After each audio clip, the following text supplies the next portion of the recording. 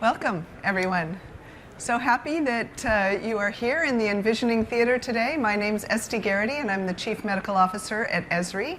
And I'm joined today by my colleagues, Ken Blankenship, who is the Sales Manager on our team, and Jared Schultz, who, I said that wrong, Jared? I said Gerald. Yeah. I'll answer anything. Jared Schultz, who is the Lead Solution Engineer on our team. So I wanted to ask, how many of you have ever been to an envisioning session before? A few of you? Okay, I really appreciate your continued patronage at these sessions. For those of you that have not experienced an envisioning session before, I have to say it's really one of my favorite presentation types that we do here at the user conference. So let me tell you how it works. After a brief 8-minute introduction, the three of us are going to get into character and pretend to be our users, and we're going to go through a workflow from start to finish. And we're going to use our well-honed acting skills to try and make the process come to life and help you envision how this might work in your own organization. Now, the topic for today is inspiring what's next for health inspections and mobile workforce optimization. So during this session, you're going to learn how to create safer communities, how to achieve significant time and cost savings, and to improve the satisfaction of both your internal and your external customers. Now, the scenario today is going to focus on restaurant inspections, but I want you to recognize that you could easily adapt this workflow to other kinds of mobile workforce activities, like managing home health visits, or inspecting other kinds of facilities, or even conducting community health needs assessments. Now, the health inspection workflow is a new initiative for us, and I think it aligns very nicely with our other ongoing efforts. You know, I want to emphasize that our Health and Human Services team works really hard to share with you what, in our estimation, constitutes the highest value workflows using the ArcGIS platform. And I admit this list is not exhaustive of the possibilities, but I think it's a really good start, because we're frequently helping organizations with their strategic planning and marketing functions to help ensure that capital investments that organizations make sense, that site selection is done on the basis of data-driven evidence, that marketers are able to reach their targeted audiences effectively. Now, for population and community health management, we know that a geographic approach offers a more comprehensive view of the social determinants of health and what may be resulting inequities. And those inequities can manifest themselves in several ways. We've really taken an interest in the idea of lack of housing and homelessness as an example. Now, we also know that GIS is integral to understanding differential access to health care and health-related services. So I would say that whether you're an organization that has a regulatory requirement to report on network adequacy, or you're simply trying to improve access to the programs and services you offer, we can help make the travel time and travel distance calculations quite a bit easier. Now, Esri tools have been used actually for decades on disease surveillance and control. Our current solutions are really focusing on solving for vector control and the opioid epidemic. And every health organization does have to be prepared to respond to emergencies of all kinds, whether the threat is natural or man-made. So we can help with tools that will provide situational awareness, public information, and even mobile tools like Casper surveys. But I think it's time now to start chewing the fat on the topic at hand. So who likes to eat out? Anybody? Okay. I think most of us probably like going out to eat from time to time.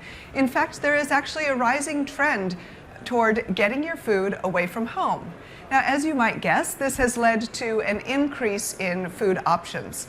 But it also means that public health departments have to do even more to protect the public by ensuring that food options in their community are safe for consumption. That means more inspections. Now, besides the fact that eating out is a way of life for most of us, it's also a powerful economic engine for a community. Food service contributes to a community's image as a destination. For example, I come from the Sacramento area, and we've been trying to brand ourselves as the state's farm-to-fork capital, right? And everybody knows that San Francisco is synonymous with great food. Now, a household can spend up to $2,700 per year eating out, and that contributes to the tax base. That's a good thing. Now, when you see this at a population level, I gotta tell you, it's all gravy. And we're spending about $800 billion per year on food and drink away from home, which is over 4% of the US GDP. Now, dealing with these massive increases in the availability of food away from home leads to some significant challenges. For example, most health departments don't have enough inspectors to even do the routine inspections, not to mention those that occur after a reinspection after a violation. Well, that's just the way the cookie crumbles, you might say. But no, I want you to recognize that the public health job is so important. In fact, getting this right is critical, and it's going to require things like operational efficiencies, transparency with the community, and even partnership with the food service operations themselves. Not keeping up with all of this can have huge consequences. According to the CDC, every year 1 in 6 Americans, that's 48 million people, get sick from foodborne diseases. If that wasn't bad enough, 128,000 people end up in the hospital, and 3,000 people die from this every year. And this is preventable, folks. That fact alone is what drives me to take action. And I know that all of us really can make a difference. And I'm not trying to just butter you up. Increasing the challenge is the growing food options that I mentioned earlier. It's not just restaurants, but also food trucks and food carts are popping up everywhere to improve access and convenience for people. It's estimated that there are already over 5,000 food trucks in the United States, and that number is expected to climb. And we're just starting to see the mobile food carts cropping up in counties and cities around the country. They're quickly becoming an integral part of the food scene in many different communities. And all of this makes it even harder for environmental health inspectors to keep up and to do their jobs. So again, how can a health department with a finite number of inspectors adhere to their legal mandate to complete inspections within their existing budgets? Have we bitten off more than we can chew? No, of course not. We just have to use our noodles. We think that the approach is a question of balance between, don't get me started. You pick up on a theme. I only got like 2 more. All right, so we think this is a balance between operational efficiencies and overall effectiveness. And again, no, I got 4 more. Here's where we're going to spill the beans. Okay. We are going to show you how to apply the ArcGIS platform in a way that helps inspectors find those critical violations faster so that they can prevent outbreaks and their sequelae. Actually, it's a piece of cake. We'll start this health inspection workflow with the GIS analyst. Jared's going to go bananas showing you how to use ArcGIS Pro to plan and prioritize inspections to identify those higher risk restaurants so they can be properly prioritized in the inspection queue. Then, playing the role of the manager, or as I like to say, the big cheese, I'm going to show you how I monitor the overall view in my community so that I'm ready and able to communicate with my leadership and with the public when needed. I'm also able to assign work and balance my inspector assignments in real time, which helps me to make adjustments for things that may arise in the course of my day. And then Ken, our trusty field worker, who's really not a bad egg, is going to show you how he is able to simplify and streamline his work. He's got to be able to get more priority inspections done to protect people from unsafe offerings. And before we just sort of slide into our roles, I want to take a moment to give a shout out to the city of Chicago, who we've had several conversations with, learning about how they do their great work in this city, and they also make publicly their data publicly available so that we used it to create and validate this solution. So at this point, I think you need to hear from our GIS analyst. So Jared, take it away.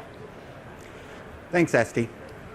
Well, as the GIS analyst supporting our county health department, I've got to support all sorts of different workflows and all different departments and divisions. One of the divisions I'm very focused in on is our environmental health unit.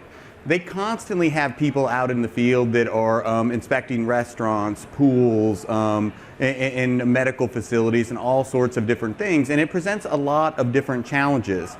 How do we make use of our limited resources and protect the public health as best as we possibly can?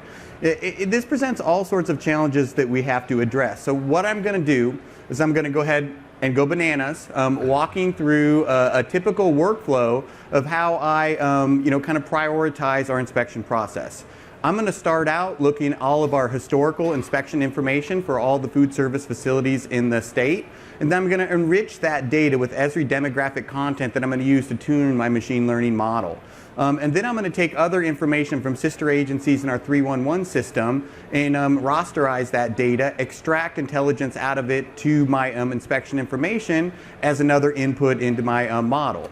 I'm going to use some artificial intelligence machine learning tools to go ahead then and use that information to predict likely failures of inspections based on all these different variables, and then I'm going to in turn prioritize how we go out and do our inspections based on this information so that we can optimize on multiple different levels.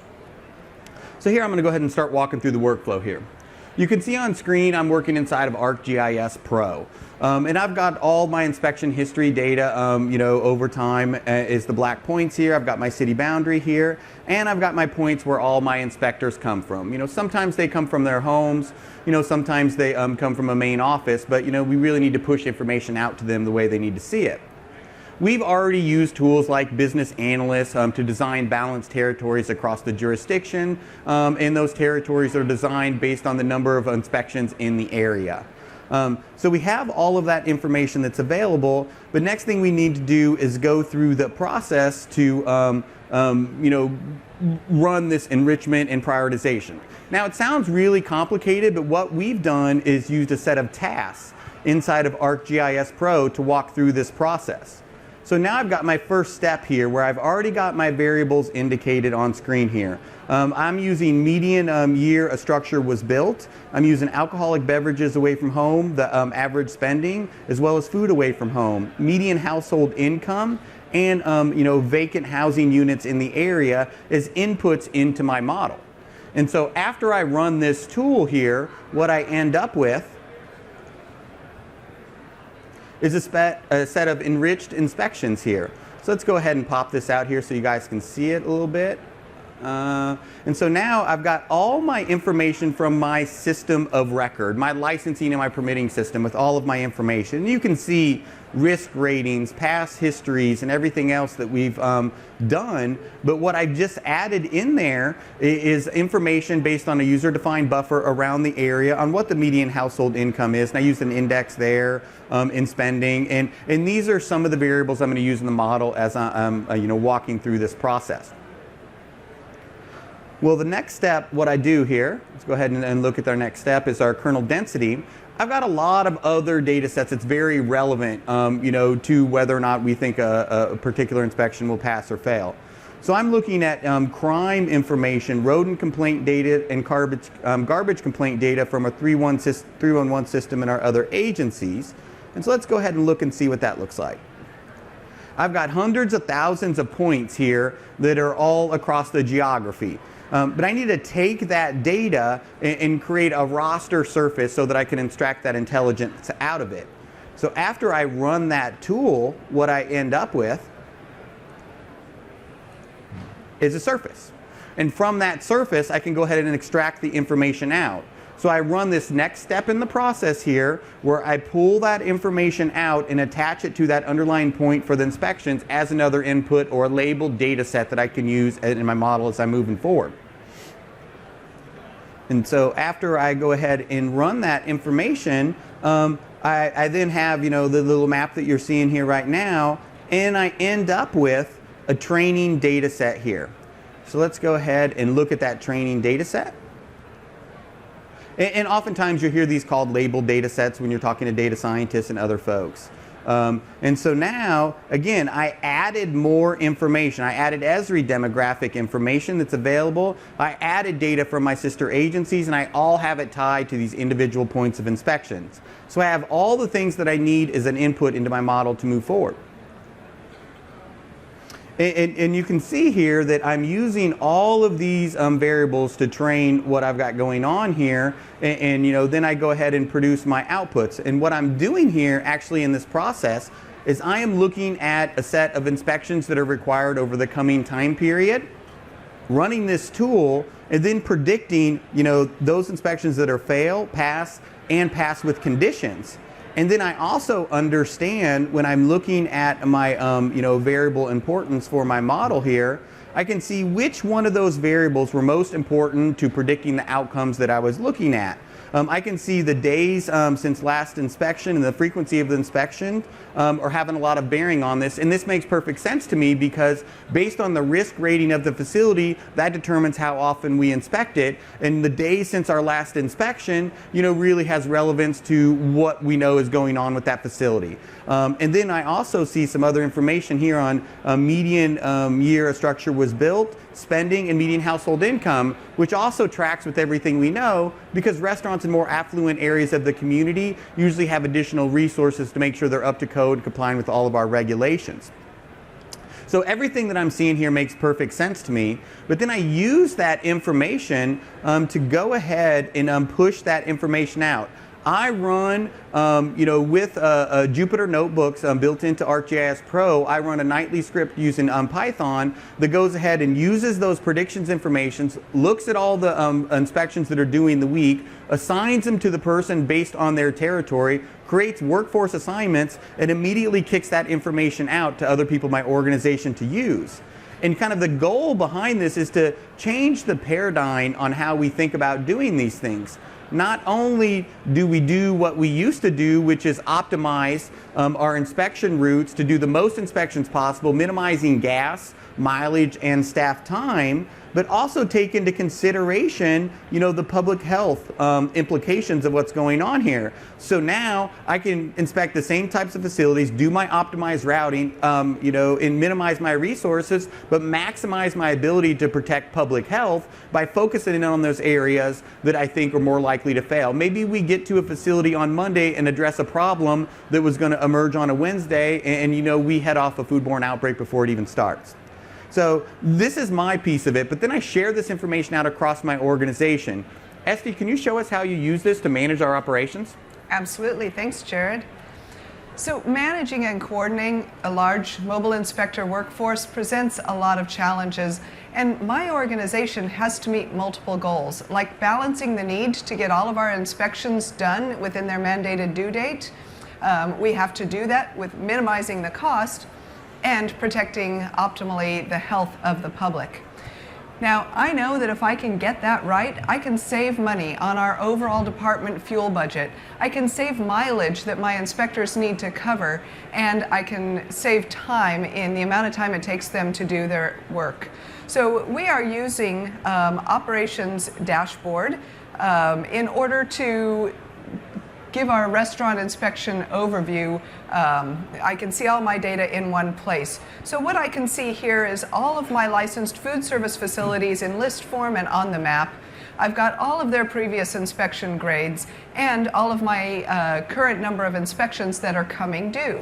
So let me show you a little more about how this works. I can quickly select and click on any facility and then see it on the map along with its most recent grade and its nearby neighbors. Now, if I want to look at a particular facility, I can go ahead and click on it to get more details, like Wonderburger here, for example.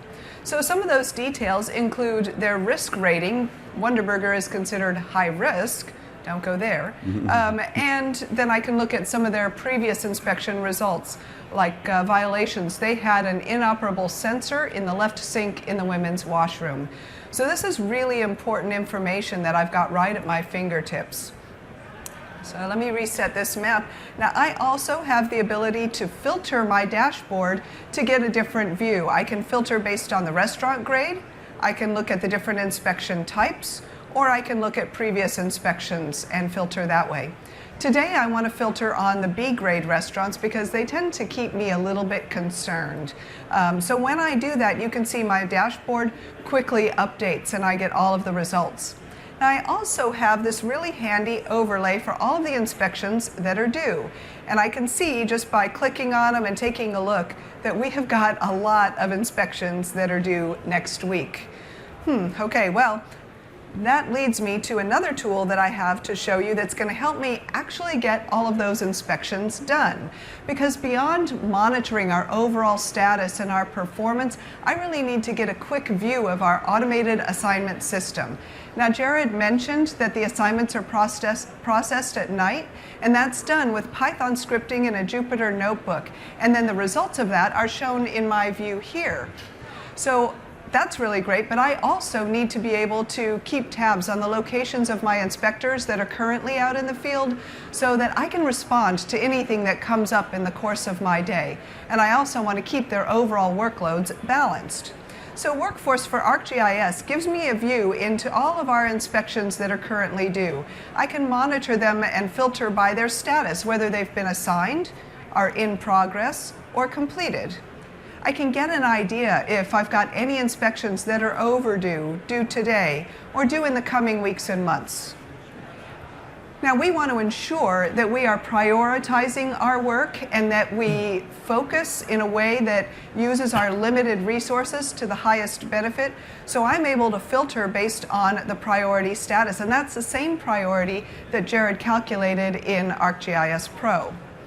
But I have to admit, one of the features that I particularly like is the ability to look at all of this based on the assignee, who is my inspector doing the job.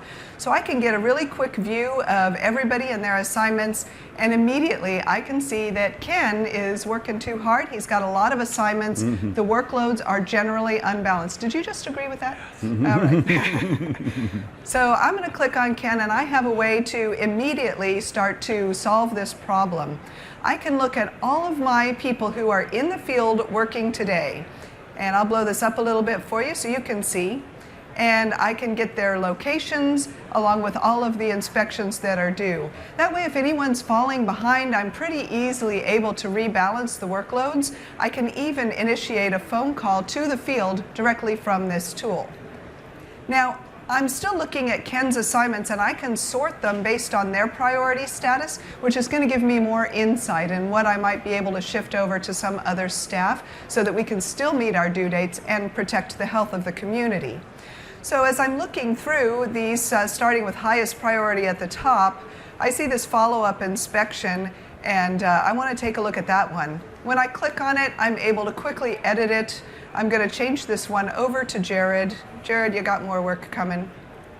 And because it's a follow-up inspection, I really want to increase the priority here to high priority. As I click Save on this one, this information is going to go straight to Jared in the field. But you know, sometimes we have even more urgent situations where there may be a food poisoning outbreak investigation, or we have a customer complaint. In fact, I'll show you how this works because just before this session, we did have a customer complaint. And they complained about this restaurant called the Spiced Club. And I'm searching by name, but I could be searching by any of the information in our database. Their license number, I could search on their address. When that restaurant comes up, I'm immediately able to create an assignment on the fly. So real-time work here. Again, this was a complaint that somebody called in, and now I look at the map and I can see that Ken is right next to this assignment. So Ken, you are getting more work again. I'm sorry about that. So I am going to assign this to Ken, and because it's a customer complaint and we want to be seen as responsive, this definitely gets moved to a high priority to emphasize the fact the due date is today. And I can add some descriptive information. In this case, the caller told me that they got sick and there is an outbreak investigation. I got to be able to spell though. Can you spell and talk? It turns out to be harder than you might think. As soon as I hit create assignment, that information again is going to go directly to Ken in the field so that he can start figuring out when he wants to fit it into his schedule. So these tools have really helped me to keep my eye on vast amounts of information and make better decisions in real time. we as a team are able to get a lot more done, and now our inspectors are able to focus on their work rather than on paperwork. So Ken, do you want to show them how you're using these tools when you're out and about in town? Absolutely. So thanks, Esty.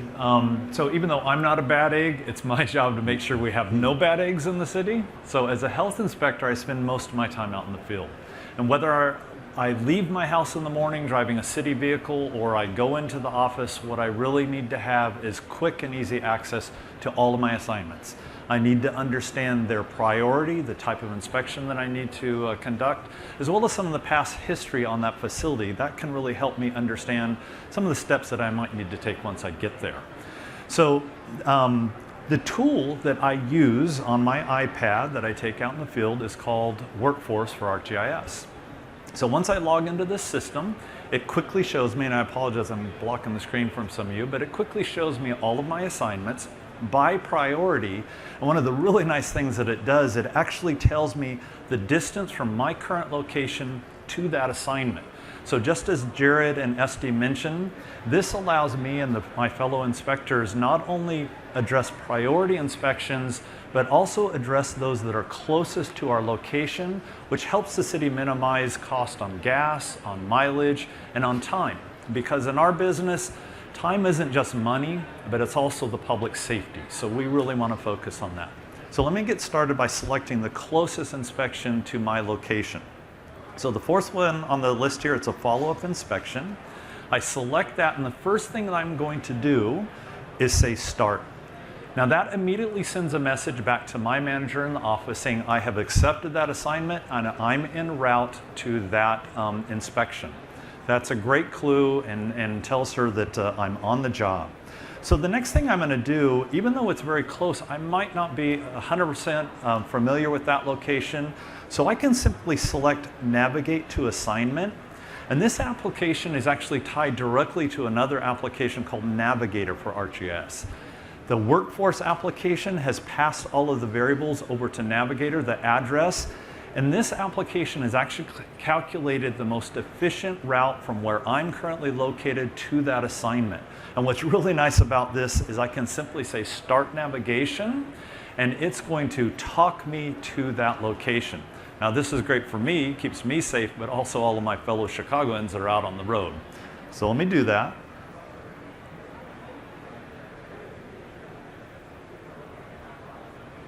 So I apologize, the sound is not coming through on our speaker, but it's given me turn-by-turn instruction verbally through this. You might hear it over in the distance.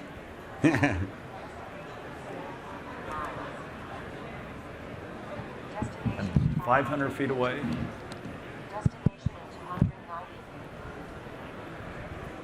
So now that I've arrived at my location, I can simply do a visual check, make sure that that is the restaurant or the facility I was looking for. I'm there, I simply say yes, and now it returns me back to the Workforce application. So the next process I'm going to do is say, I want to start the survey, which is my inspection process.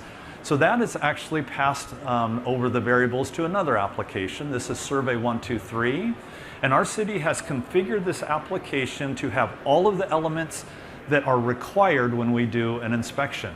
So if this was real life and I'm out there inspecting this facility, I would literally have to step through every single one of these questions to make it a legal document, a legal inspection. But for the sake of time in this demo, I'm just going to go through this pretty quickly here. There's different sections, and I'm just going to, since this is a return inspection or I'm returning to this location, I'm going to just go through this pretty quickly. But one of the things I noticed when I was at this facility is I didn't really think that their hand washing procedure was up to compliance. So I'm going to say that that part was out of compliance. Select a few more of these. I can collapse these different sections so I can focus on a particular area. This next question here is about pasteurized eggs. Well, that's really not applicable, so I simply do a drop down. I say not applicable on this. I'll continue on through the rest of this survey. What I wanted to point out, which is extremely valuable for us, is if you're familiar with restaurant inspections, it's all about their rating. So as I've gone through this survey, it has captured all of my inputs and actually has calculated out the rating for this facility. So I simply look at the score. In this case, it has 96 based on my input. That falls within the A rating. I select A. Another area here, there's typically some type of a remark, some additional information that we need to apply to this survey. So on this remark section, I could sit here and I could type on my iPad, but a lot of times I'm in a hurry. So what's really great for us out in the field, I can simply select the microphone and speak into my device. It captures that information. So let me do that. This restaurant is back up to code and will return to the normal schedule. It has selected my input. There's no fumbling around with the keypad. It can directly feed into our system. I continue on with inspection. Maybe I want to take a picture of the facility. So say big cheese. All right, we got the big cheese there. All right, I'm going to continue on. The next section, I'm going to simply sign this as the inspector. And of course, if I was on site, I would collect the signature of the point of contact at this facility. And then I simply click that box and I send this inspection. Now, what I might do if I was out in the field, because in Chicago, I literally have to hand a paper copy, a physical copy of that inspection for it to be legal. So I go out to my car. This application would allow me to print on a thermal printer that survey. I go back and return it to the point of contact. And at this point, I'm also going to say finish. And this has sent the message back to my office and my manager that I've completed that inspection, that assignment, and either I can be assigned to another urgent matter or I'm off to my next assignment on this list. So with that, I'm going to turn it back over to Jared. He's going to wrap it up. Well, thanks, Ken. So we went through a workflow right now, and we were focusing in on restaurant inspections, but every single thing that you've seen can be applied to any type of inspection, permitting, certification process. We just chose an example. You know, we walk through that process to design and plan our territories, prioritize what we're doing in the field, and actually create the assignments. We provide monitoring and decision support tools to look at a high-level status overview, monitor our workforce, and be nimble to be able to address things that emerge in real time. We talked about field mobility and the ability to have people in the field immediately get access to information and see what their prioritized tasks, look at their geography, seamlessly navigate, which again is important in a lot of cities because you know there's a lot of regulations and rules out there now about even being on your cell phone or your device while you're driving. And we didn't even get into the other aspects that we use on the ArcGIS platform to address. Constituent engagement. We have an ability to have the community members immediately report a potential food violation. The ability to look up the results of each one of the inspections which we're legally mandated to provide, and even satisfy FOIA requirements or Freedom of Information Act requirements by making this information available as open data that anybody can tie into and do all sorts of creative things. So kind of in that entirety there, you're talking about how the ArcGIS platform can be applied to health inspections.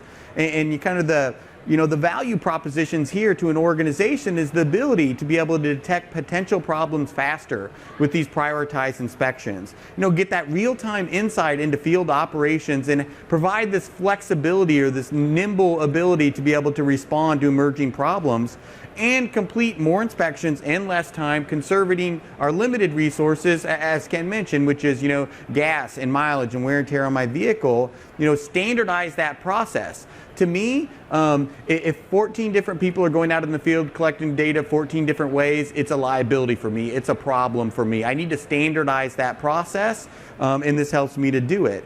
And of course, the most obvious benefit is eliminating paper and redundant data entry. It's not good if my people go out into the field and collect all this information on paper that then isn't entered into my system for 2 or 3 days, or that they have to come back in and enter that data over, so I'm essentially paying somebody to do the same work twice.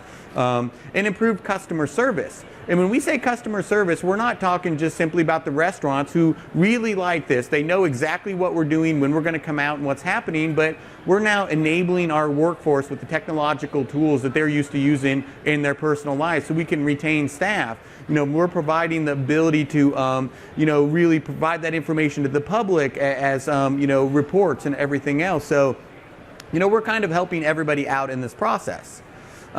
And some key takeaways that we want you to really understand about this process is, these tools allow you to really plan and prioritize using that spatial element, which is something that a lot of organizations haven't done, and apply, machine learning algorithms and data science capabilities to really get into this process.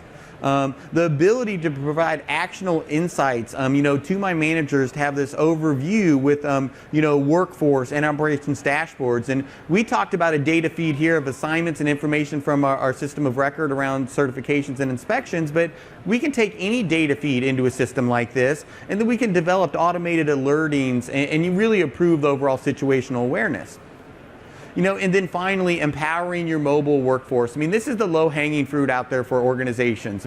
You've got people out in the field optimizing their activities out there using, the applications that we use today, which was Survey 123, Workforce and Navigator, provides that ability to operate in a connected or disconnected mode, even if you don't have cellular connectivity, and you can run it on any architecture that you want, whether it be ArcGIS Online or ArcGIS Enterprise. And combined, this type of a workflow can digitally transform your organization leveraging the Esri geospatial cloud. And as you've heard throughout this conference, it will enable your organization to see what others can't. And this is just one type of workflow you can address with the ArcGIS location platform, addressing your mapping and analysis and management, but collaborating across different areas. And then, deploying these solutions. A lot of what you saw today are solution templates that you can download with the click of a button right now, no coding or development required. And, run on whatever architecture that you want and integrate with any enterprise system. It's a standard IT architecture out there. So with our SDKs and APIs, you can integrate with any other system you already have in your organization and pick and choose components of this to implement. And if all of this seems a little daunting, you're part of an overall Esri ecosystem. We've got professional services that are poised and ready to implement this. We've got these ready-made solution templates, training support, and business partners that specialize in this area that can even take this, this workflow and extend it even further.